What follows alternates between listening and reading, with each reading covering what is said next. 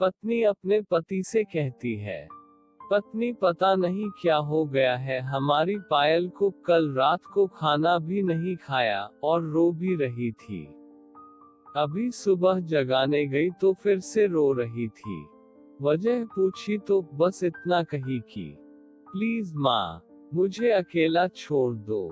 मुझे लगता है कि शायद उसे किसी ने प्यार में धोखा दिया है। डर लगता है कहीं वह खुद को नुकसान न पहुंचाए। पति थोड़ी खामोशी के बाद कहता है, ठीक है मैं देखता हूँ। इतना कहकर वह अपने बेटी के कमरे में जाते हैं। पिता, पायल, कैसी हो बेटा? बेटी, प्लीज पापा, मुझे कुछ दिनों के लिए अकेला छोड़ दीजिए। पिता, ठीक है बेटा, मगर एक शर्त है। बेटी, बोलिए।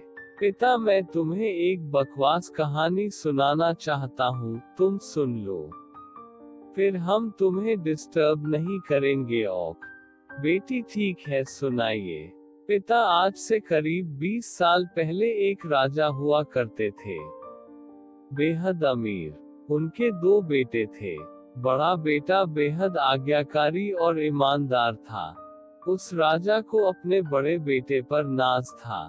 उसकी शादी एक खूबसूरत लड़की से कर दी गई। फिर वह खूबसूरत लड़की, राजा की बड़ी बहू, गर्भवती हुई। घर में खुशियां ही खुशियां छा गई। मगर राजा की जिद थी कि बेटा ही हो। फिर राजा ने अपने बहू के गर्भ का चेकअप करवाया तो पता चला कि गर्भ में लड़की है। राजा ने बेटे को हुक्म दिया कि लड़की को गिरा दिया जाए। आखिर बड़ा बेटा आज्ञाकारी था, ना तो करेगा नहीं। मगर पता नहीं उस पागल बेवकूफ को क्या सूझा कि 2 दिन बाद अपना राजपाट, धन दौलत, शानो शौकत सब कुछ छोड़ के अपनी गर्भवती पत्नी को लेकर महल से गायब हो गया। सच कहूं तो वह बड़ा बेवकूफ और पागल था। लोग बेटियों को बोझ समझकर गर्भ में नष्ट कर देते हैं, और एक वह बेवकूफ पागल एक बेटी के लिए तमाम सुख सुविधाओं को ठोकर मार दिया। वह बाप की बात मानता तो आज उसकी जगह राजा होता। न जाने वह बेटी के लिए पागल बाप न जाने किस हालत में होगा। तभी पायल की माँ वहां आकर कहती है कि वह बेटी के लिए पागल शख्स और कोई नहीं, ये तेरे पिताजी हैं जो तुझे अपनी सच्ची कहानी सुना रहे हैं। तू कहती थी न कि मम्मी, नाना नानी को तो मैंने देख लिया, काश पापा अनाथ न होते तो दादा दादी का चेहरा भी देख लेती। तेरे पापा अनाथ नहीं है। तू बड़ी होकर जिद न करे दादा दादी से मिलने की, इसलिए तुझसे सच छुपाया गया। फिर तेरे पापा ने तेरे पैदा होने के बाद एक कसम ली कि तेरे अलावा दूसरा संतान फिर कभी नहीं बनाएंगे। अखबार में इश्तहार देकर तेरे दादा दादी ने बेटी को लेकर ही वापस आने को कहा।